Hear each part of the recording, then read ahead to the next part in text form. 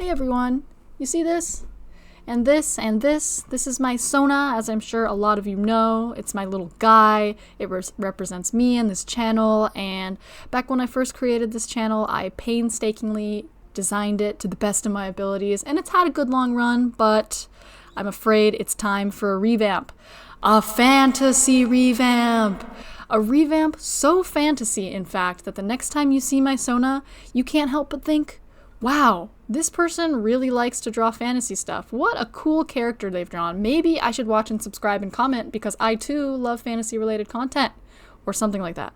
So anyways, it's time to say goodbye to my good old reliable Sona of the last 2 years and design something that's a little bit more reflective of me and the artist I've become in that time. Alright, so this is what I have so far going on in my planning stage.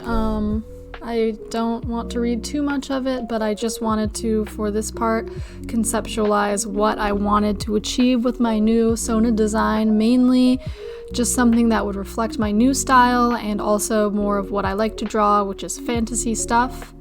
And then just how I'm gonna make it happen is this little thing right here. So the first thing that I have to do, and here's the planning for it, is figuring out what my Sona should look like, which, you know, you want it to reflect yourself, but you also want to be cooler than you are in real life, and it's hard to balance those two things. So let me see if I can zoom in. My main aesthetic is dark fantasy, and I wanted to go in a punk sort of direction, and then add some more just general fantasy motifs. So I took a lot of inspiration from Ren Fair outfits that I found on Pinterest, character design elements that I thought would be helpful, like gauntlets like this sort of hip wrap thing, more armor, and then Legend of Zelda, Link. I think his outfits are very slay. And then maybe if I wanted a fantasy motif, like a bird skull or a unicorn or something like that, that's also what I thought of. And then these are more for what sort of pose I want. This is my old Sona, so I threw that in there. What sort of character sheet I want it to look like. And so I thought of this like very, very rudimentally drawn top sort of thing, where it's like a tight-fitting top with an open back, and then over it is a belt, and then some sort of pant to boot situation, and then an alternate idea with lots of armor. So that's what I'm going for here. After that, I have to think about, I'm gonna add my actual illustrations over time, but after that I have to think about what sort of poses I want for the actual Sona when I use it in real time, but for now, it's just about creating a character sheet that I can use for reference over time. So with that, let's get into planning the character sheet. Alright, so here are the first initial sketches I have, which I'm filming on my phone, and I don't have a great setup, so just bear with me. But here's the first iteration of the outfit with the sort of shirt I was talking about earlier, because I want my arms out.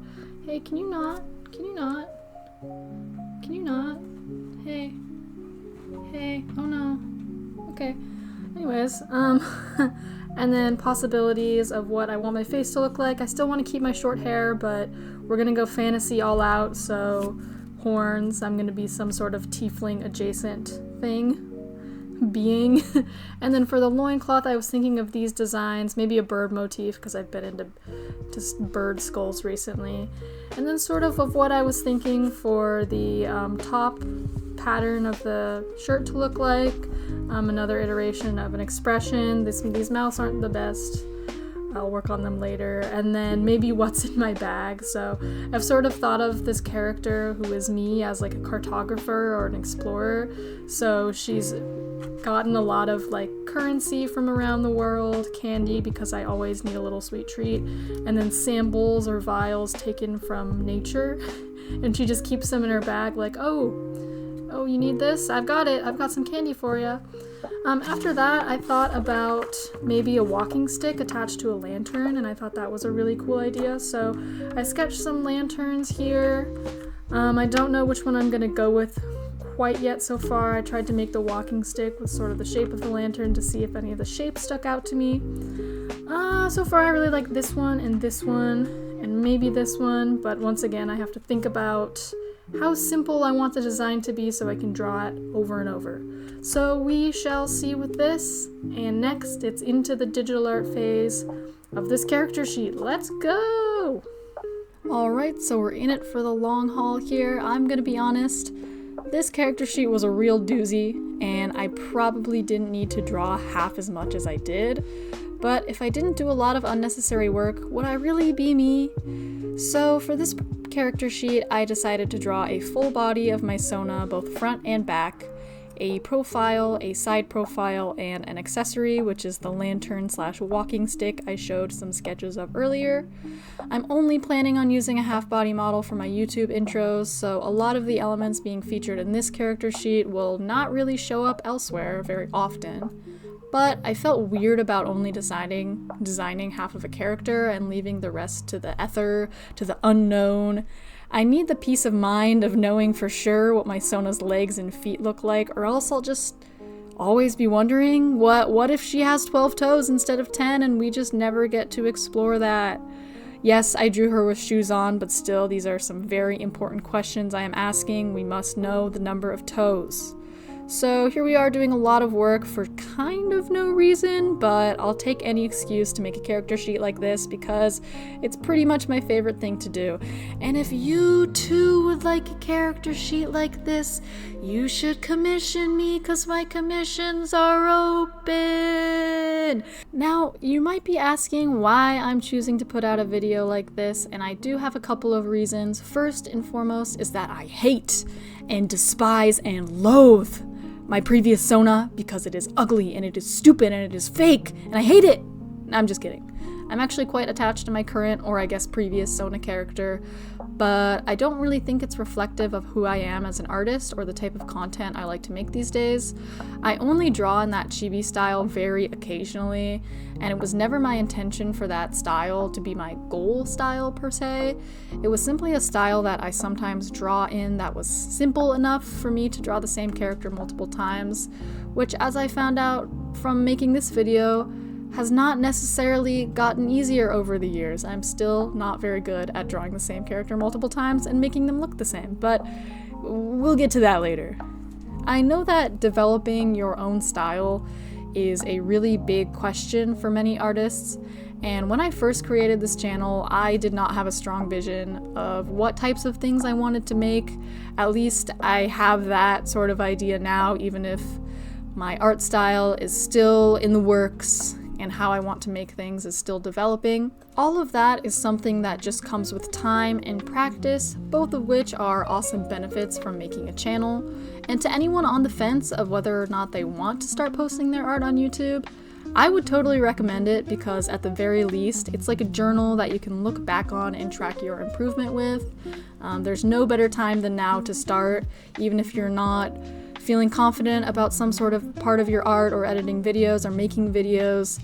This is how you learn. So if you're on the fence, just start now, just go for it. I would totally recommend it. Of course, I still like to experiment with mediums and compositions and content in my pieces, but overall I feel a lot more confident designing and making the Sona and saying for sure that it's going to be the face of my channel for a long time to come.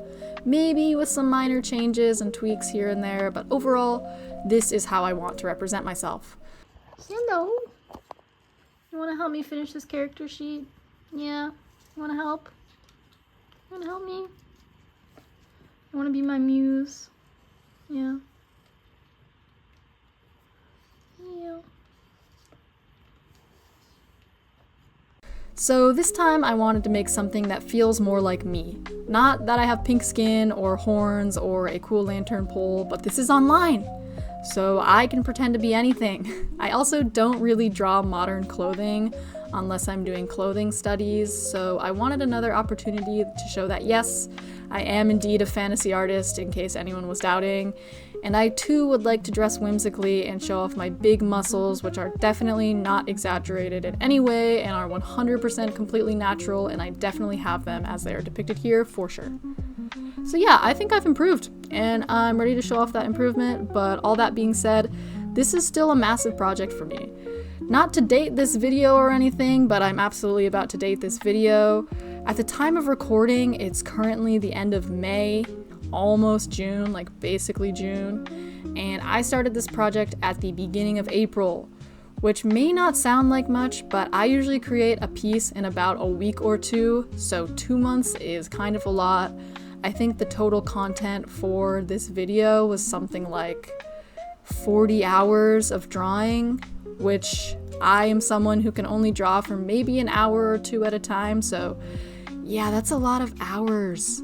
Usually even just drawing one character is enough content for me to film one video, but in this video I'm drawing an entire character sheet, as you're currently watching, plus 8 or so fully rendered half-body poses to use in channel intros and outros. Oh, and those poses will also have a variety of expressions. So yeah, that's like at least 13 or so elements I'll be creating in just this one video. All of this is to say, this is a huge step up in the effort required to make one video, and although it took me much longer to get this released than I would have liked, I think it's totally worth it because these designs are something I want to stay with me for quite a while. Better to do it right the first time and have it take longer than constantly having to go back and tweak things, because that is super annoying. Side note, if you have any ideas for a 2-year anniversary video for this channel, because this channel is 2 years! I don't know what a baby can do in 2 years, but imagine that my channel can also like walk or talk or something. Anyways, if you have any ideas for a 2-year anniversary video, please let me know in the comments because I'd love to take more viewer suggestions if possible. I have a fair number of videos/video ideas in the works, but you can never have enough ideas, so please help me out. Also, do consider leaving a like or a subscribe or whatever, because it's my channel's birthday and she would love that, and wouldn't you feel sad if you left someone all alone on their birthday? Yeah, I'm guilting you into it. Please, it's her birthday. She needs this. As for why I chose these design elements in particular, the first thing I thought about was, what clothes would I actually wear if I was in a fantasy world? Because while I admire like really complex, like let's say Genshin Impact fantasy art where it's like cool dresses and armor and like all these little trinkets, I'm just not that person, to be honest. I like to think that I dress cool when I'm out and about IRL, but I've recently realized that I actually just like to be comfortable. I just want to be comfortable at all times. So I wanted this design to reflect that. I wanted to create something that was easy to move in and something I wouldn't get too hot in if I were to actually wear. Hence the lack of sleeves. Give me my shoulders out at all times. I love any excuse to add also a super stupid number of belts to any design. That is a non-negotiable with me. If I can add belts, I will be adding belts. And that's about all I have to say about the design process of making this character, why I chose to add these elements. Just last minute, of course I couldn't help myself, so I added a little alternate outfit if I had armor and a cloak, because it's like I feel like legally obliged to do that. I have to do that. That's just who I am, and I probably won't be drawing that version again in any detail, but it's just safer to know. You gotta know. And in just a second, you'll see my live reaction to finishing this character sheet. Alright, and here's the finished version. I'm recording this right as I finished it, so it's me from the past, from the future, if that is correct. And wow, I'm just so happy with how this turned out. There's about a dozen things that I want to add to this that I just have to cut myself off because this is not the main goal of the video. But there's so many things that I thought of for this character, for this Sona, that I think would be really cool to add in the future. So we'll see. We'll see where that goes. Maybe this character sheet will get an upgrade, but for now I'm really happy with it. I think I'm finally getting to a place where I'm creating character sheets that I've always imagined doing, and so I'm just glad that I've finally really developed as an artist, in my opinion. But the work is not over. So now, based off this character sheet, I'm going to actually make the Sona poses, sort of a PNG style PNGTuber that I will use for videos, upcoming videos, anytime I do an intro. So yeah, it's time to get sketching with some poses and then use this character sheet as a reference. Let's get into it. Woo!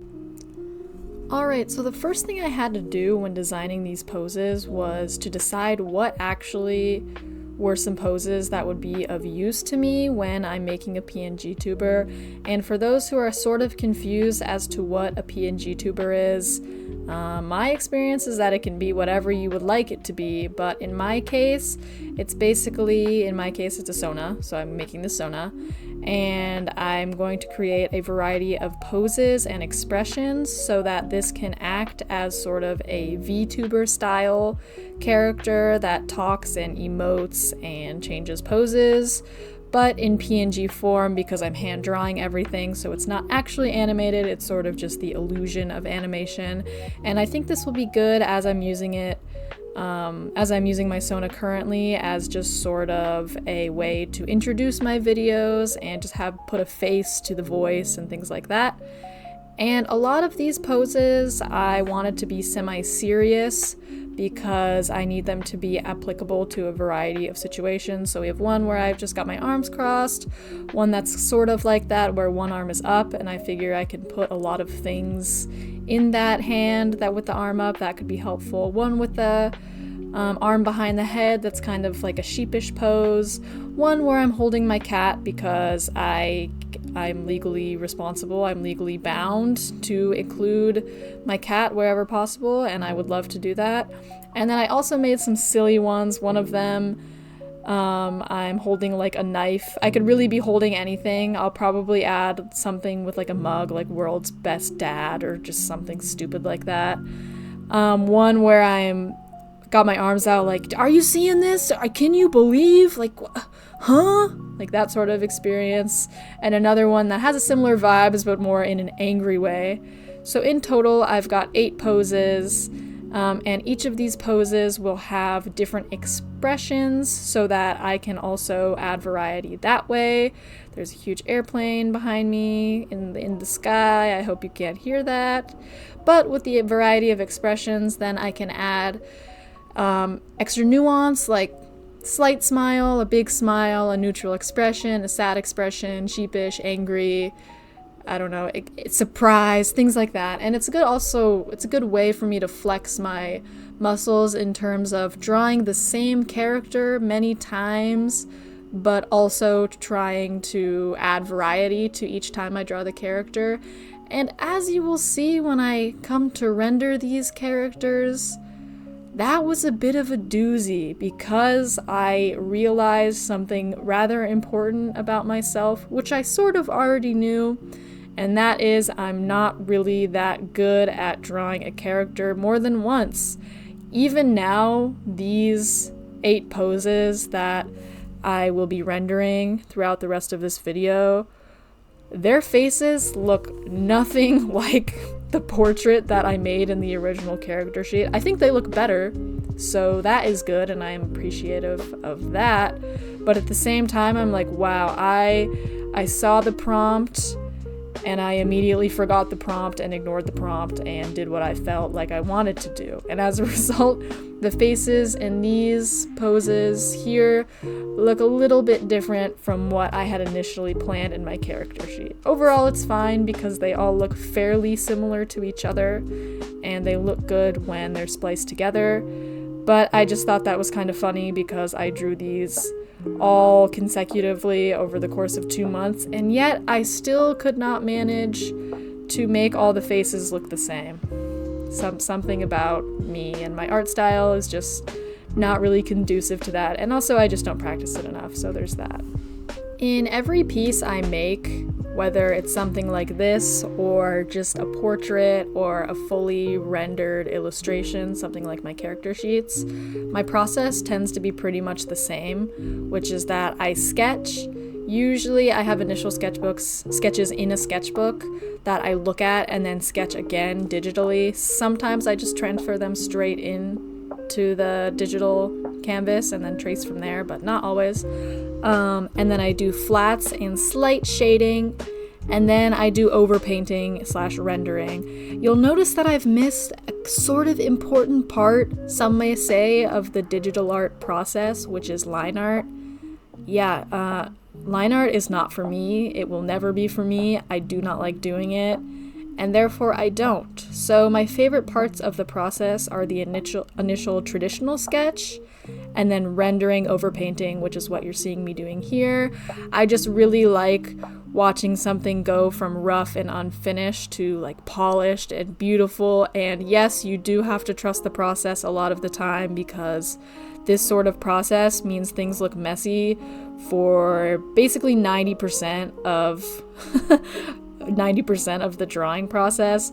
But in the end, it's so rewarding. I really like to be able to just see the base and the final and see how different things have get, and I just really like it. It's very time intensive. This is not a smart way to draw. I will freely admit that, but I really like it, and that's just how I do it.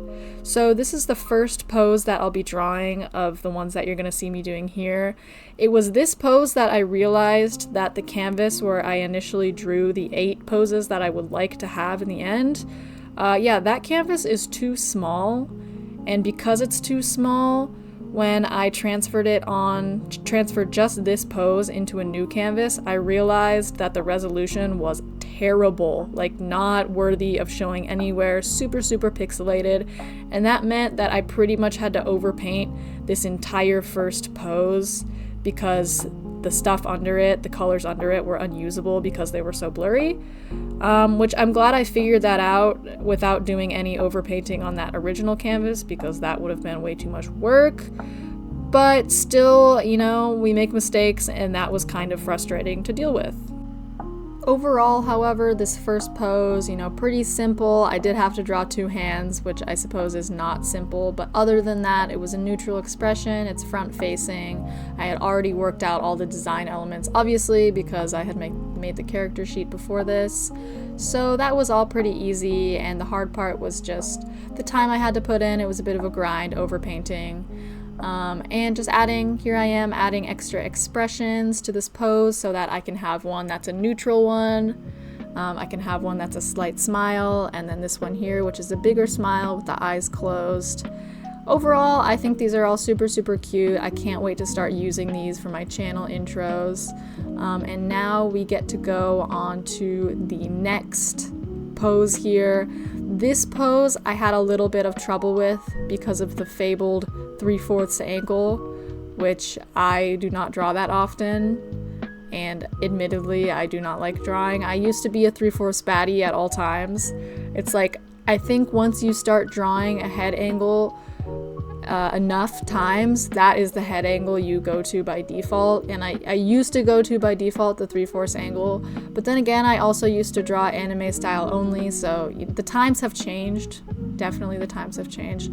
But as a result, this pose was a little bit wonky for me to get down, especially the face area, but also in the bust. There was something about it that I didn't think looked quite right and required me to make a lot of tweaking. It is what it is, you know. That is a part of making art, is figuring out what looks good, what doesn't look good, and dealing with that. It's all a learning process. It can be frustrating at times, but I think overall, looking at the final result of any piece you've made is ultimately rewarding enough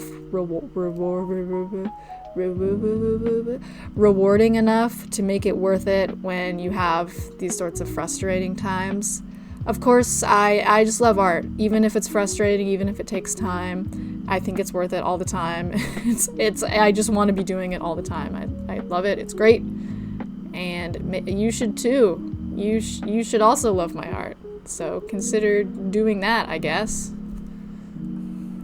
I'm 24 minutes deep into this audio recording here, so you can probably tell that I've said all I have wanted to say about my design process and all the thoughts that went behind these pieces, and I'm honestly not sure how interesting it is to get into the technicalities of how I draw necessarily, like how I use layers, how I use brushes, shading, things like that. On those fronts, I would really appreciate some viewer input. If you want to know specific things about my art process, or if you want me to talk about specific things during videos, I would really appreciate that input, because a lot of the times I'm yapping and I'm like, is this interesting to anyone? Does this make sense to anyone? That is a definitely important question, because if it doesn't make sense, sorry. I'm trying my best, but I know a lot of the art jargon can be really confusing, especially working with layers. I remember when I first started out drawing, I started on Fire Alpaca. Please comment if you know Fire Alpaca, the GOAT, the ultimate beginner art program, digital art program. It's free, and I still would recommend it if you want to try out a free program. And the moment I saw the layer function on Fire Alpaca, I was like, this is black magic. Like, I have never seen something like this in my life. I don't know how these work. What are all these filters? That was really confusing, so I can imagine that someone hearing me talk about my art process in a video like this might also be confusing. So yeah, if you have any questions, please let me know. I would really appreciate any sort of input. And now I'm gonna segue into my favorite part of any video. Nobody asked for it, but you are my captive audience, and that is Book Corner! So today I want to talk about 2 books that I've read recently, because it's been a really long time since I've been able to do a book corner in one of my videos, and I'm on book corner withdrawal. I must do it. So the first one, I'm currently reading it, I haven't finished it, is called The Starving Saints by Caitlin Starling, I believe. And this is a sort of one-off horror novel, medieval horror, sort of in the vein of Between Two Fires by Patrick Buehlman. So if you like that book, I would definitely recommend this book. And the premise is that the cast of characters is currently in a castle under siege, and they're starving. That's pretty much the whole premise, and it flips between 3 main characters, one of them who's sort of a mad woman, and she's being tasked with like making food, sort of alchemy style, and she's like, what, how do you want me to do that? Nobody can do that. So she's dealing with that. And then the king's sort of head knight, she's another viewpoint, and she just wants to go out and fight the people who are putting them under siege, and she wants to act, and she feels all limited because she can't act. And then the third one is just a girl. She's introduced originally as a rat catcher, and she's very plucky. She can survive in sieges like this, and she comes into the narrative at a certain point. And it's sort of the dynamic between the 3 of them, and then what happens when their saints, the castle's saints, come to the castle. It's super, super weird and surreal and kind of gross, as you can maybe imagine, because it's what you have to do when you're starving, read between the lines on that one. And I really, really like it. I haven't finished it yet, but I think all the characters have a really good dynamic. It's sort of gay, but not really gay, but it's kind of gay, and I like that they're hinting at it being gay between all the narrative characters.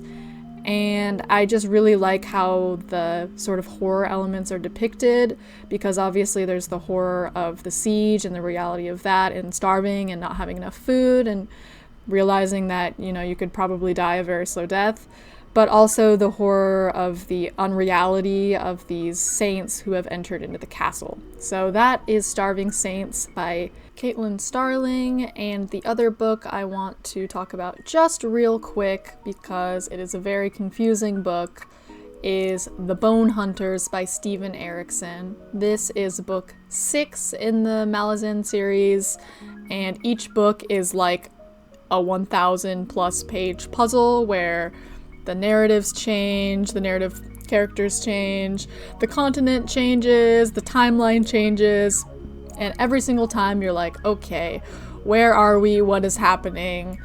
Do these characters know each other? How do they relate to each other? Things like that. It's like honestly more convoluted Game of Thrones and if you're asking me, less misogynistic Game of Thrones. So I love it, I stand by it. I would maybe go as far as to say that it's the best epic fantasy series of all time, and I'm only on book 6 of 10. So if you really would like a long haul book that's basically like a huge puzzle with some dark elements, it is sort of grim dark, sort of dark fantasy, but you've also got dragons and humor and military. Still sad, but you've got all those things. The Malazan series is for you, and I just talked about The Bone Hunters, book 6, but the first book is Tower of the Moon. So if you're into that, I would totally recommend that.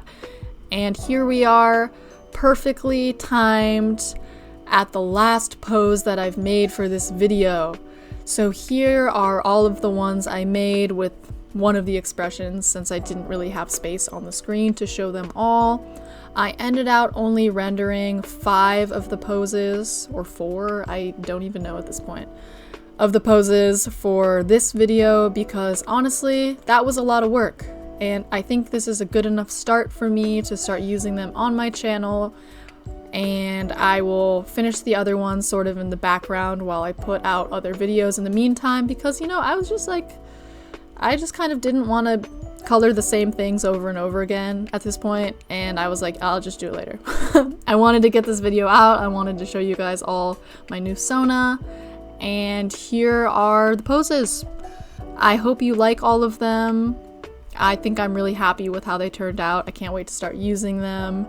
And that's about all I have for this video, other than to say, if you've made it this far, it's one of the longest videos I've ever made, so I really appreciate you watching and giving me your support and your time, and I hope you're looking forward to the next video. I certainly am, and I hope I'll see you in the next video. So thank you again for watching, and bye! See you in the next one!